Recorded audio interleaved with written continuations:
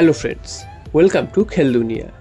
Durand cup quarter ফাইনালের আগে প্রচণ্ড সমস্যায় মোহনবাগান। তোমরা জানো যে ডুরান্ড কাপ কোয়ার্টার ফাইনাল হঠাৎ করেই মোহনবাগানকে জামশেদপুরে খেলতে হবে, এটা কিন্তু ডিসাইড করা হয়েছে। তো এত শর্ট নোটিসের মধ্যে এই জামশেদপুরে গিয়ে খেলাটা কিন্তু খুব একটা সহজ কাজ নয়, কারণ সমস্ত কিছু ডিসাইড ছিল যে কলকাতাতেই মোহনবাগান এবং ইস্টবেঙ্গল সব ম্যাচ হবে। তো পরিবর্তিত পরিস্থিতিতে হঠাৎ করেই সেই ম্যাচগুলো চলে গেছে বিভিন্ন অন্য রাজ্যে। তো মোহনবাগানের খেলা পড়েছে জামশেদপুরে, এবং জামশেদপুরে মোহনবাগানকে খেলতে হবে পাঞ্জাব এফসির বিরুদ্ধে কোয়ার্টার ফাইনাল। এবং এখানেই সমস্যা সৃষ্টি হয়েছে, যেটা হচ্ছে মোহনবাগান দল কিন্তু সেখানে পর্যাপ্ত হোটেল পাচ্ছে না, অর্থাৎ যেমন হোটেল চায় সেরকম হোটেল কিন্তু পাচ্ছে না, এবং সেরকম কিন্তু রুমও নাকি পাচ্ছে না তারা। তো এটা নিয়ে কিন্তু প্রচণ্ড সমস্যায় মোহনবাগান, এবং পর্যাপ্ত ট্রেনিং গ্রাউন্ড সেটাও কিন্তু পাচ্ছে না। কলকাতার মতন এত ফেসিলিটি কিন্তু ওখানে নেই। তো সেই কারণে কিন্তু মোহনবাগান ম্যানেজমেন্ট প্রচণ্ড সমস্যায় পড়েছে, এবং প্লেয়াররাও কিন্তু অনেকটাই সমস্যার সম্মুখীন হচ্ছে।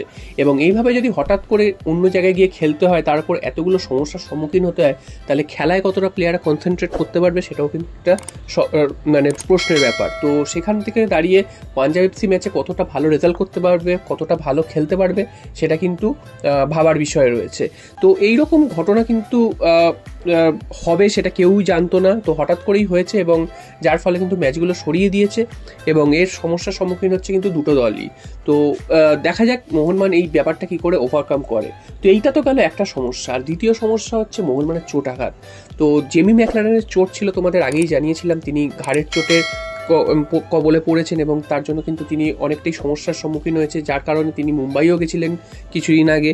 তো এখনও কিন্তু সেই চোট পুরোপুরি সেরেছে বলে জানা যাচ্ছে না।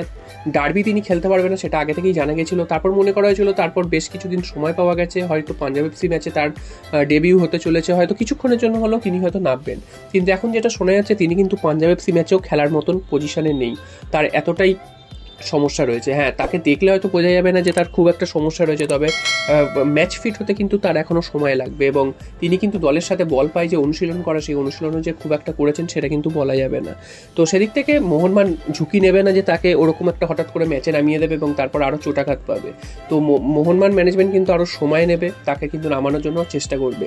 তো জেমি ম্যাকলারেনের ব্যাপার তো গেল, এছাড়াও কিন্তু আরও দুজন প্লেয়ারের চোট রয়েছে, সেটাও কিন্তু জানিয়ে দিয়েছে ম্যানেজমেন্টের তরফ থেকে। সেটা হচ্ছে আশিক পুরুনিয়ান। একই এক বছর তিনি মাঠের বাইরে ছিলেন, তারপর হঠাৎ করে আবার তিনি ফিরে এসেছিলেন এই বছর, এবং হঠাৎ করে কিন্তু তার চোট লেগেছে, যার ফলে কিন্তু আগামী ম্যাচে আশিক পুরুনিয়ানকে দেখা যাবে না, এবং গ্লেন মার্টিন্স তারও কিন্তু চোট লেগেছে সেরকমটা কিন্তু জানা যাচ্ছে। তবে এই তিনজন প্লেয়ারকেই কিন্তু মোহনবাগান নিয়ে যাচ্ছে দলের সাথে, যাতে দলের মনোবল ভেঙে না যায়। তো মোহনবাগানের এত চোট আঘাত, এখনও সিজন ঠিক করে শুরুই হয়নি, ম্যাচ সবাই ঠিক করে খেলেনি, তার আগেই এত চোট আঘাত। তো তোমাদের অনেক দিন আগে থেকেই বলছিলাম যে এইটার কিন্তু কারণ হচ্ছে একমাত্র প্রি সিজন ঠিক মতন না করা, এবং প্রি সিজন মোহনবাগান করেনি। হঠাৎ করে তারা প্লেয়াররা এসছে 5-7 দিনের প্র্যাকটিসের পরই ম্যাচ খেলতে নামছে, তো তাই জন্য কিন্তু এই জিনিসগুলো হচ্ছে, এবং যার খেসারত কিন্তু মোহনবাগানকে এখন থেকেই দিতে হচ্ছে, এবং পুরো সিজন তো পড়েই রয়েছে, এবং এরপরে কিন্তু আরও চোটাঘাত বাড়তে পারে যখন খেলা কিন্তু পুরোদমে শুরু হবে। তো প্রি সিজন করা কতটা জরুরি এবং ঠিক মতন অনুশীলন করে মাঠে নামা কতটা জরুরি, সেটা কিন্তু এখন থেকেই মোহনবাগান বুঝতে পারছে।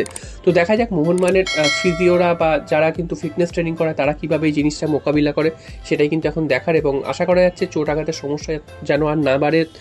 পুরো দলই কিন্তু একদম